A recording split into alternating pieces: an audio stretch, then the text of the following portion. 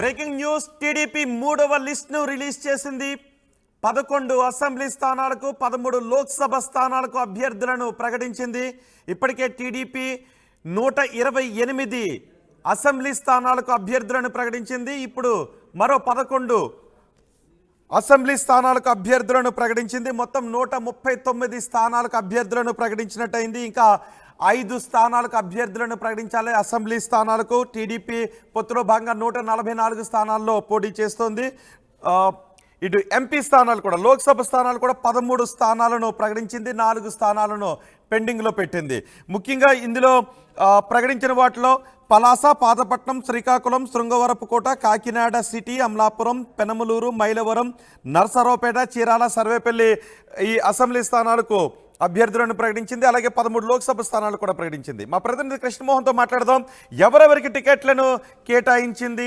ఎవరెవరికి టికెట్ల కేటాయింపులో ఉసూరు అనిపించింది అనే వివరాలు మా ప్రతినిధి కృష్ణమోహన్ అందిస్తారు కృష్ణమోహన్ మొత్తం టీడీపీ ఇప్పటివరకు ఇప్పుడు ప్రకటించిన మూడవ లిస్టులో ఎవరెవరికి టికెట్లను కేటాయించింది ఎస్ రోహిత్ మొత్తం మీద అయితే 11 మందికి మూడవ లిస్టులో టీడీపీ తన లిస్టుని విడుదల చేసిన పరిస్థితి అయితే ఉంది ప్రధానంగా శ్రీకాకుళం జిల్లాలో 3 స్థానాలకు సీట్లు ప్రకటించారు ఒకటి పలాస గౌతు శిరీషకు పాతపట్నం మామిడి గోవిందరావు శ్రీకాకుళం గుండు శంకర్కు శ్రీకాకుళం జిల్లాలో మిగిలిన 3 స్థానాలకి కూడా ఇక్కడ గౌతు శిరీష పలాస పాతపట్నం మామిడి గోవిందరావు శ్రీకాకుళం టౌన్ గుండు శంకర్కి విడుదల చేసిన పరిస్థితి విశాఖపట్నం జిల్లాలో శృంగవరపుతోట కోళ్ళ లలిత కుమారి తర్వాత కాకినాడ సిటీకి వనమూడి వెంకటేశ్వరరావు అమలాపురానికి వచ్చి ఆనందరావు ఐతాబత్తుల ఆనందరావు పెనమలూరు వచ్చి చాలా టెన్షన్గా ఉన్నింది పెనమలూరు బోడే ప్రసాద్కు ఎట్టకేలకు బోడే ప్రసాద్ టికెట్ను దక్కించుకున్న పరిస్థితి అయితే కనబడుతుంది మైలవరం కృష్ణా జిల్లా మైలవరంలో వసంత వెంకట కృష్ణ ప్రసాద్కి సీట్ వచ్చిన పరిస్థితి ఉంది నర్సరావుపేటలో డాక్టర్ చదలవాడ అరవింద బాబు ఎవరైతే చాలా కాలంగా ఇతను ఈ సీట్ వస్తుందని అనుకున్నాడో అతనికే వచ్చింది చీరాలకు సంబంధించి మాలకొండ యాదవ్ మద్దులూరి సీట్ వచ్చిన పరిస్థితి సర్వేపల్లి సోమిరెడ్డి చంద్రమోహన్ రెడ్డి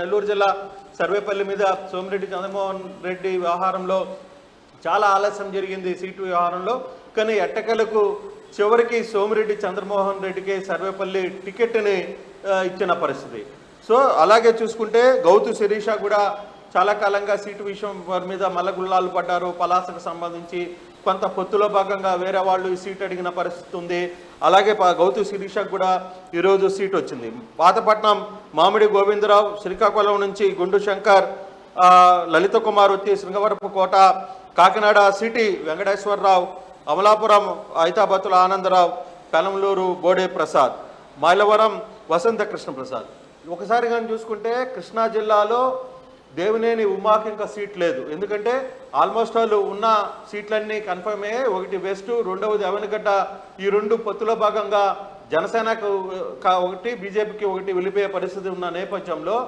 సో ఇక కృష్ణా జిల్లాలో దేవినేని ఉమాకు దాదాపుగా సీటు లేదు ఇక అతని మార్గాలన్నీ కూడా క్లోజ్ అయ్యాయి ఒక దశలో మైలవరంకి సంబంధించిన వ్యవహారంలో కావచ్చు లేకపోతే పెనమలూరుకు సంబంధించిన వ్యవహారంలో కొంత హడావిడి జరిగింది దేవినేని ఉమా విషయంలో కానీ అధిష్టానం బోడే ప్రసాద్ వైపే మొగ్గు చెప్పిన పరిస్థితి అయితే ఉంది బోడే ప్రసాద్ ఇటీవల వరుసగా 2-3 అంటే సీట్లు లేనప్పటి నుంచి కూడా ఆయన తన పార్టీ కార్యక్రమాలని తానే చంద్రబాబుని వీళ్ళందరినీ నమ్ముకొని వెళ్తున్నాను నాకు వేరే ఆల్టర్నేట్ లేదు అని చెప్తున్న పరిస్థితిలోనే ఆయన మాట్లాడుతూ వచ్చిన పరిస్థితి అయితే ఉంది సో ఎట్టకేలకు బోడే ప్రసాద్కి టికెట్ వచ్చిన పరిస్థితి ఇక శ్రీకాకుళం జిల్లా పలాస గౌతు శిరీష ఈ పాతపట్నం మామిడి గోవిందరావు శ్రీకాకుళంలో గుండు శంకర్ ఈ 3 జిల్లాల్లో దీంట్లో కూడా పాలకొండకు సంబంధించి ఒక సీటు రావాల్సిన పరిస్థితి అయితే ఉంది ఈ లెక్కను చూసుకుంటే దాదాపుగా 139 స్థానాలకి తెలుగుదేశం తన అసెంబ్లీ లిస్టును ప్రకటించింది దీంట్లో ఇక మిగిలిన 5 అంటే పొత్తుల భాగంగా 144 స్థానాల్లో 139 స్థానాలు సీట్లు వస్తే ఇక 5 స్థానాలు మాత్రం మిగిలి ఉన్న పరిస్థితి అయితే చాలా స్పష్టంగా కనపడుతుంది అలాగే ఎంపీల విషయంలో కూడా రోహిత్ ఎంపీల లిస్టు కూడా విడుదల చేసింది దాదాపుగా 17 ఎంపీ స్థానాల నుంచి పోటీ చేస్తున్న తెలుగుదేశం ఇప్పటికీ 13 పేర్లు ఖరారు చేసిన పరిస్థితి అయితే ఉంది. శ్రీకాకుళం రామ్మోహన్ నాయుడు ఊహించిందే, విశాఖపట్నం భరత్ ఊహించిందే, అమలాపురం హరీష్ మాధూర్, గుంటి హరీష్ మాధూర్, ఏలూరు పుట్ట Mahesh Yadav, Vijayawada Kesineni Chinni, Guntur Pemmasani Chandrasekhar, Narasaraopet Lavu Srikrishnadevarayalu, Bapatla Krishnaprasad, Nellore Vemireddy Prabhakar Reddy, Chittoor Dugguluru Prasadarao, Kurnool Nagaraju, Panchalingala Nagaraju, Nandyal Byreddy Sabari, Hindupur BK Parthasarathi. So Hindupur seat BK Parthasarathi కేటాయించారు కాబట్టి హిందూపురం మొదటి నుంచి బీజేపీకి వస్తుంది అని ఆశపడ్డారు. సో దీంతో ఇప్పుడు బీజేపీకి ఆశావాహులు ఎవరైతే ఉన్నారో ఇద్దరు, ఒకరు పరమానంద స్వామి, మరోవైపు సత్యకుమార్ హిందూపురం సీట్ నుంచి బీజేపీ తరఫున ఆశించిన పరిస్థితి అయితే ఉంది. ఆ ఇద్దరికి కూడా గేట్లు మూసేసిన పరిస్థితి అయితే కనపడుతుంది. దీంతో హిందూపురం తెలుగుదేశంకే తన అభ్యర్థిని ప్రకటించిన పరిస్థితి కనపడుతుంది. పార్లమెంటులో కూడా ఇక 4 స్థానాలు ప్రకటించాల్సిన పరిస్థితి ఉంది. అసెంబ్లీలో ఇంకొక 5 స్థానాలని టీడీపీ ప్రకటించాల్సిన పరిస్థితి ఉంది పొత్తులో భాగంగా. సో 144 స్థానాలకు సంబంధించి 139 స్థానాలని, అసెంబ్లీ స్థానాలని టీడీపీ ప్రకటించింది.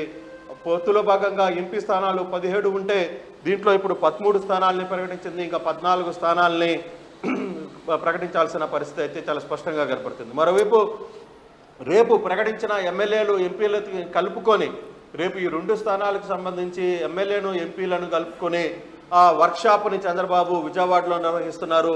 ఆ టికెట్ అభ్యర్థులు ఎవరైతే టికెట్లు సాధించారో వాళ్ళందరితో కూడా రేపు ఎలక్షన్ హియరింగ్ ఎలా ఉంది, ఎలక్షన్ ఏ విధంగా చేయాలి, ఏ విధంగా ముందుకు పోవాలి అనే అంశం మీద ఒక చర్చ జరిగే పరిస్థితి 23వ తారీఖున విజయవాడలో జరుగుతుంది. రోహిత్, కానీ మిగిలిన 5 స్థానాలకు ఎప్పుడు ప్రకటించే అవకాశం ఉంది? 5 స్థానాల్లో అసెంబ్లీకి ప్రకటించాలి, 4 లోక్సభ స్థానాలకు ప్రకటించాలి. ఎప్పుడు ప్రకటించే అవకాశం ఉంది? అలాగే దేవినేని ఉమా పరిస్థితి ఏంటి? అంటే బేసిక్గా ఈ మిగిలిన స్థానాలకు సంబంధించి రేపు ఢిల్లీలో బీజేపీ కమిటీ కూర్చుంటుంది. ఇప్పటికే పురంధేశ్వరి ఢిల్లీలో 3 రోజులుగా ఉన్నారు. ఈరోజు జరగాల్సిన మీటింగ్ కూడా రేపటికి పోస్ట్ పోన్ అయింది కాబట్టి రేపు ఆ మీటింగ్లో బీజేపీ స్థానాలు ఏంటి, ఎక్కడెక్కడ పోటీ చేయాలని క్లారిటీ వచ్చిన తర్వాత మిగిలిన స్థానాల్ని చంద్రబాబు ప్రకటించే పరిస్థితి ఉంది. పవన్ కళ్యాణ్ 2 ఎంపీ స్థానాలు కాకినాడ తర్వాత మచిలీపట్నం, ఈ 2 సంబంధించి ఆయన తన కోటాలో క్లియర్గా ఉన్నాయి. సో రేపు సాయంత్రానికల్లా ఎంపీల మీద ఒక క్లారిటీ వచ్చే పరిస్థితి అయితే ఉంది. రేపు ఎటువంటి పరిస్థితుల్లో సాయంత్రానికి మీటింగ్ అవుతుంది, రేపు సాయంత్రానికల్లా మొత్తం ఒక క్లారిటీకి వస్తుంది అనేది మనకున్న సమాచారం. ఇక అసెంబ్లీ స్థానాలకు సంబంధించి కూడా పొత్తులో కొన్ని స్థానాలు వీళ్ళు అడుగుతున్నారు కాబట్టి మరోవైపు పవన్ కళ్యాణ్కి సంబంధించిన సీట్లు కూడా కొంత గట్టిగా పట్టుబడుతున్న నేపథ్యంలో కొంత ఈ బీజేపీది క్లియర్ అయితే పవన్ కళ్యాణ్ది తర్వాత మిగిలిన 5 స్థానాల మీద తెలుగుదేశానికి కూడా ఒక క్లారిటీ వచ్చే పరిస్థితి ఉంది.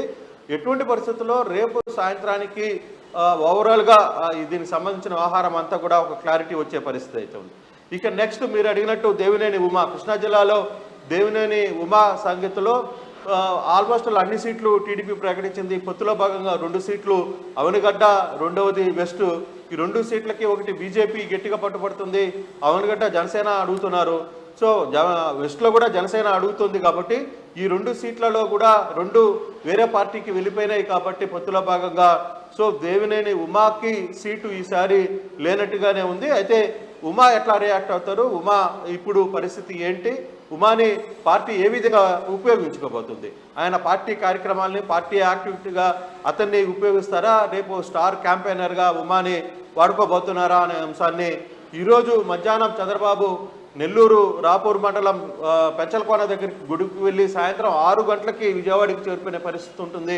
సో చంద్రబాబు వచ్చిన తర్వాత కొంత ఈవినింగ్ షెడ్యూల్ తెలిసే పరిస్థితి అవుతుంది. ఏ నాయకులు ఎవరు ఎలా రియాక్ట్ అవుతున్నారు, ఎవరిని పిలవబోతున్నారు, ఎవరితో ఏం మాట్లాడతారు అనే అంశాలు ఒక చర్చకు వచ్చే పరిస్థితి అయితే కనబడుతుంది. క్లారిటీ కూడా వచ్చే పరిస్థితి కనబడుతుంది. రోహిత్, రాడికృష్ణ మోహన్ టీడీపీ 3rd లిస్ట్ను రిలీజ్ చేసింది. 11 అసెంబ్లీ స్థానాలకు 13 లోక్సభ స్థానాలకు అభ్యర్థులను ప్రకటించింది. ఎవరెవరిని ఎక్కడెక్కడ స్థానాలు కేటాయించిందనే వివరాలు కూడా నేను మీకు అందించబోతున్నాను. శ్రీకాకుళం జిల్లాకు సంబంధించి 3 అసెంబ్లీ స్థానాలకు ఈ లిస్టులో పేర్లను ప్రకటించారు. పలాస నుంచి గౌతు శిరీష, పాదపట్నం నుంచి మామిడి గోవిందరావు, శ్రీకాకుళం నుంచి గొండు శంకర్, శృంగవరపుకోట నుంచి కోళ్ల లలిత కుమారికి టికెట్ను కేటాయించింది. కాకినాడ సిటీ వనమాడి వెంకటేశ్వరరావు, అమలాపురం ఐతాబత్తుల ఆనందరావు, పెనమలూరు బోడి ప్రసాద్, మైలవరం వసంత వెంకటకృష్ణ ప్రసాద్, నర్సారావుపేట డాక్టర్ చదలవాడ అరవింద్ బాబు, చీరాల మద్దులూరి మాలకొండయ్య యాదవ్, సర్వేపల్లి సోమిరెడ్డి చంద్రమోహన్ రెడ్డిలకు టికెట్లను కేటాయించింది. 11 అసెంబ్లీ స్థానాలకు అభ్యర్థుల లిస్టును విడుదల చేసింది. ఇక లోక్సభ నుంచి పోటీ చేసేది వీరే. 13 మంది లోక్సభ స్థానాలకు అభ్యర్థులను ప్రకటించింది. శ్రీకాకుళం నుంచి కింజారపు రామ్మోహన్ నాయుడు, విశాఖపట్నం నుంచి మాత్కుమిల్లి భరత్, అమలాపురం నుంచి గంటి హరీష్ మాధూర్, ఏలూరు నుంచి పుట్ట మహేష్ యాదవ్, విజయవాడ నుంచి కేశనేని చిన్ని, గుంటూరు నుంచి పెమ్మసాని చంద్రశేఖర్, నరసరావుపేట నుంచి లావు శ్రీకృష్ణదేవరాయలు, బాపట్ల నుంచి టి కృష్ణప్రసాద్, నెల్లూరు నుంచి వేమిరెడ్డి ప్రభాకర్ రెడ్డి, చిత్తూరు నుంచి దగ్గుమల ప్రసాదరావు, కర్నూలు బస్తిపాటి నాగరాజు, నంద్యాల బైరెడ్డి శబరి, హిందూపూర్ బీకే పార్థసారథులకు టికెట్లను కేటాయిస్తూ లిస్టును రిలీజ్ చేసింది. ఇంకా 5 అసెంబ్లీ స్థానాలకు, 4 లోక్సభ స్థానాలకు టికెట్లను కేటాయించాల్సి ఉంది. కానీ దేవినేని ఉమకు మాత్రం మొండిచేయి చూపించింది. దేవినేని ఉమకు టికెట్ను కేటాయించలేదు. మైలవరం నుంచి వసంత వెంకటకృష్ణ ప్రసాద్కి టికెట్ను కేటాయించింది. పెనమలూరు నుంచి అయినా దేవినేని ఉమకు టికెట్ని కేటాయిస్తారు అని అనుకున్నారు. కానీ బోడి ప్రసాద్కు పెనమలూరు నుంచి టికెట్ను కేటాయించింది. దేవినేని ఉమకు మాత్రం ఈసారి టికెట్ లభించలేదు.